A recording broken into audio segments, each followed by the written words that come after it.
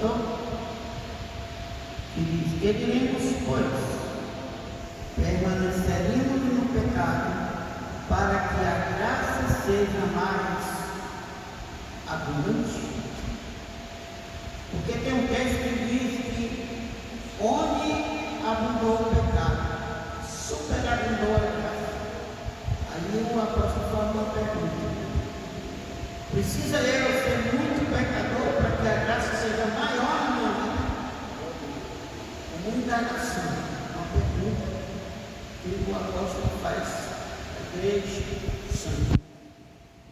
Mas para que a gente entenda e compreenda, eu quero falar um pouco sobre o pecado e graça.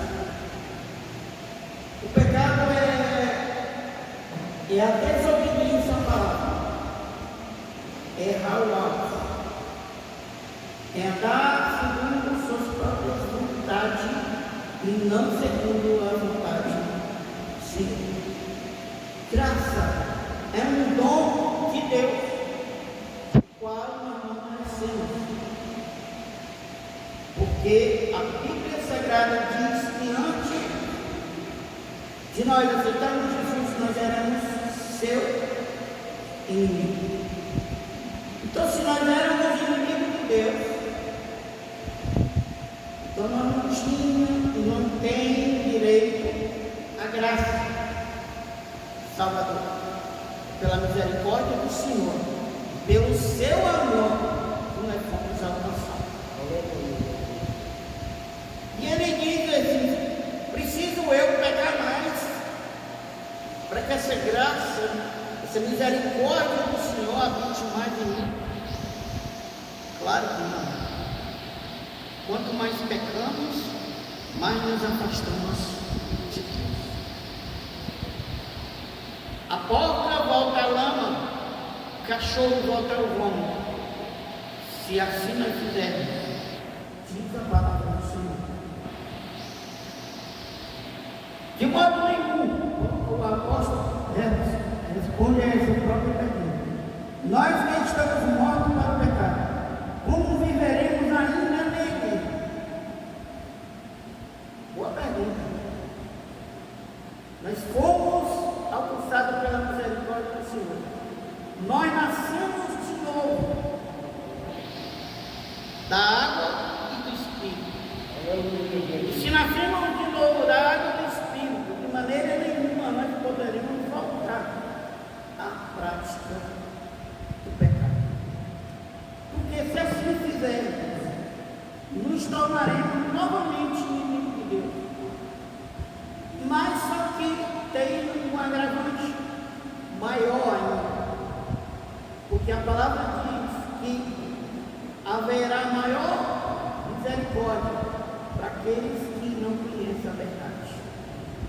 E para aquele que conhece a verdade, assim como nós conhecemos a verdade de Deus, e andarmos na prática do pecado, será maior cobrança sobre as nossas vidas. Então não é lucro, não é vantagem do crente andar no pecado. Queridos, eu gosto de dizer que existem alguns tipos de pecado. Pecados conscientes, inconscientes, pecados visíveis e pecados invisíveis. Como é que é o pecado visível? É aquele que te faz todo mundo ver. Sabe o que é o pecado invisível? É aquele que só tu e Deus sabe. Está relacionado ao quê? Aos nossos sentimentos e aos nossos pensamentos. Só você e Deus sabe o que você pensa e o que você sente, se é ou não desagradável assim. O pecado invisível é aquele, como eu já disse, todo mundo vê. E o pecado inconsciente é aquele que geralmente nós estamos praticando de forma inconsciente. Muita gente pratica esse pecado porque não conhece a verdade, não conhece a palavra. Mesmo ele estando dentro da igreja, ele não conhece a palavra. Como eu vou saber agradando ao meu Deus ou não, se eu não conheço a sua palavra? Porque é a palavra do Senhor que nos aponta se estamos ou não no pecado. A lei de Moisés, a lei mosaica, antes dela, o homem vivia uma vida desgarrada, vivia uma vida em pecado, em prática do pecado, principalmente quando o povo saiu do Egito e estava no deserto. Aquele povo não tinha mais uma lei que o orientasse, que abrisse seu entendimento para que ele entendesse que agora ele tinha regras, ele iria ter regras. E como foi que aconteceu para que aquele povo entendesse? O Senhor levantou Moisés e deu a ele a lei do Senhor. É por isso que a palavra do Senhor, no meu parte, diz que a lei mata. Ela é boa, mas ela mata. Por que ela mata? Porque ela faz mostrar para você de que tu está ou não praticando o errado.